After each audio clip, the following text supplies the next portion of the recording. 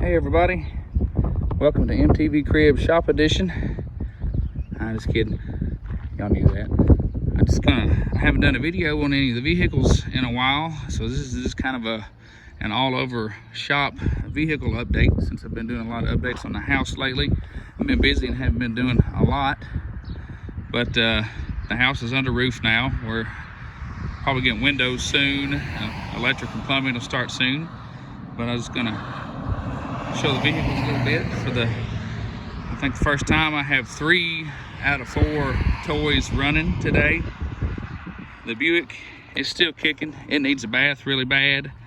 I need to pull the carburetor and go ahead and rebuild it. It's getting a little more finicky. You have to keep adjusting it to keep the thing running and idling right.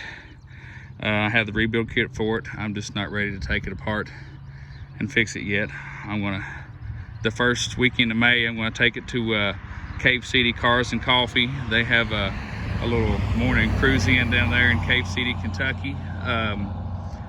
Big turnout of cars, lots of food trucks. Sometimes Mike Wolf from American Pickers shows up down there. So I'm going to take the Buick down there, and then after that I may go ahead and tear into it and fix all the mechanical issues it needs addressed. I need to adjust the brakes on it. They're squeaking a little bit. I ordered some new front wheel bearings for it, and I'm going to have that other set of drums that I got at the estate auction turned, because they're both finned, and go ahead and swap out the drums and wheel bearings and everything together sometime on the front, so then I'll have fin drums on both sides, because if you'll remember, the passenger side has an aftermarket steel drum on it, and I think it heats up and more than the finned one, and that's what's causing it to squeak. The 91 1500, I just recently got it drivable. Every time I drive it, the transmission gets quieter and quieter, so I'm sure at some point it's going to need the transmission rebuilt in it, but it's running, it drives, it shifts fine. It's not making a lot of racket. It doesn't slip or stutter or shudder or anything. So I'm just working on buying used tires one at a time for it until I can get it roadworthy, because some of these tires still have 12-year-old air in them and they're dry rotted, and I wouldn't trust them to get me too far up the road, especially at higher speeds. So I need to, this one just needs some tires on it, needs to be driven. But I think it's going to be a good truck. It's fun to drive. It drives like a car. That's one thing about these trucks. They're rugged, but they still drive like a car. I love it. It's a fun truck to drive.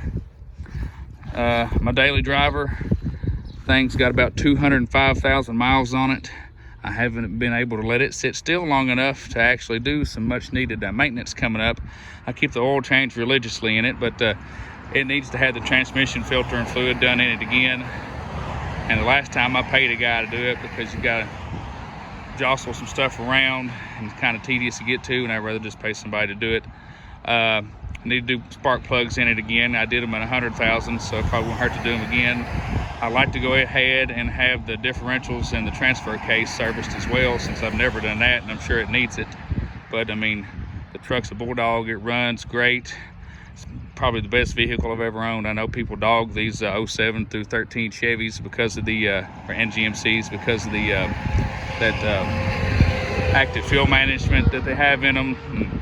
But this one has over 200,000 miles. The lifters aren't making a bit of noise. It drives great, doesn't burn any oil. And I think a lot of that has to do with I've kept the engine maintained on it. I run Mobil 1 in it. I change it every 7,500 miles like clockwork. And it's a little dinged up and dirty here and there, but it's a great truck.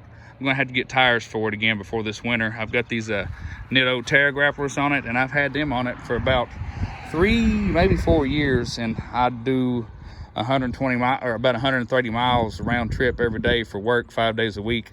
So they've got some miles on them, and for a 65,000 mile, I think it's one of the few 65,000 mile rated all-terrain tires, and I love them. I'll probably buy them again. But we'll head in the shop here.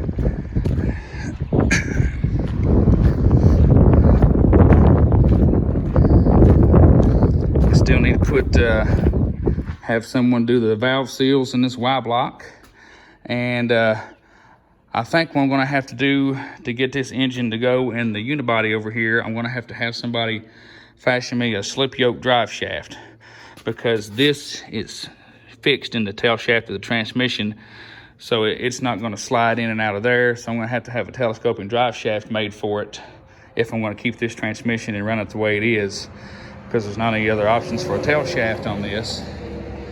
I mean, I guess I could find another 3-speed, 3-on-the-tree transmission to stick in it like came in the truck, but I'd rather have the 4-speed anyway.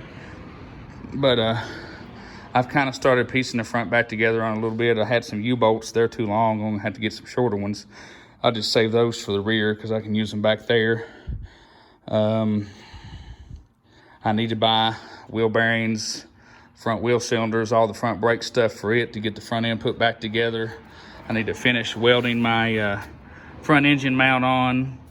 I have new tie rod ends for this that I need to install, and I need to get a new drag link for it here, or idler arm, I don't know what you call it. I need, of course, the rust that still needs to be addressed. I say that every time. You know how that goes. So for now, the unibody is just still sitting in the corner, collecting dust and junk.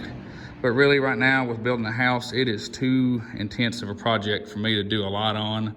So I'm gonna keep messing with the ones that run and tinker on them with little jobs that I can do in a day's time or less. And I'll save this one for when I have more time and money. The welder, we still need to get an exhaust manifold for it and a radiator that doesn't leak, and just tinker with it, clean it up. And I think it'd be neat to take around to car shows and do like exhibitions with it.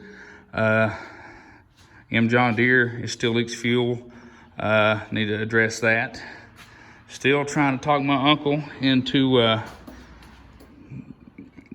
dumping the money into this one to get it on the road. All he really needs some wiring and like ignition switches and stuff. Probably need a few light bulbs, I'm sure. Needs all the brakes gone through, which a master cylinder and wheel cylinders for this car would probably be under $200 for all the parts, all the soft lines, maybe a few hard lines. I'm sure the shoes are still okay enough on it for farting around until he realizes what else it's gonna need. Probably need a few rubber hoses up in the engine, change the oil and stuff like that. But it wouldn't, I'd say he could have this thing on the road for less than $500 if he would just buckle down and do it. And there's the front clip for the unibody. It's starting to collect junk as well. I really need to clean the shop out. It has gotten out of hand again. As you can see, the empty space is going away. All the junk's creeping back into it. I need to go to a swap meet or something, get rid of some of these parts. I got hubcaps running out my ears. Got the 59 Buick gauge cluster and grill. Got some old truck parts here off of Fords. Got a 69 through 72 GMC truck hood over here. It'd be good enough for a truck or somebody making an awning. I mean, it's a little rough, but it's still pretty good. Nice patina. Got this other hood here. I think I'm gonna tear into it sometime and actually fix that one plate where the hinge bolts to it, to where actually it works again. And still need to me and my son need to get that pedal tractor restored, but coulda, woulda, shoulda. A lot of things to do, not enough time to do them. Once we get this house done and get everything settled in with it and see how our finances are gonna work out and all that. And once everything settles, eventually I would like to maybe get a job closer to home. Right now I live in southern Adair County, and I drive an hour and a half every day to Hardin County, Kentucky to work at a hospital up there. And it eats up a lot of my time. I mean, that's 3 hours of my day that I'm driving and I'm not home, not with my family, not doing things I want to do. So I may start looking into options closer to home. They'll probably pay less, but maybe if we get to a spot where I can afford to make a little less money, plus I'd be spending a lot less in gas, maybe. Well, we'll see how that goes later on. But anyway, this is a shop/life update here for Kentucky Junk. And thanks for following me, the 3 of you that probably still watch my videos on a regular basis. I appreciate it. And I just do this for fun. Let me go back and watch it one day, remember things. But until next time, we'll see you guys later. Thank you.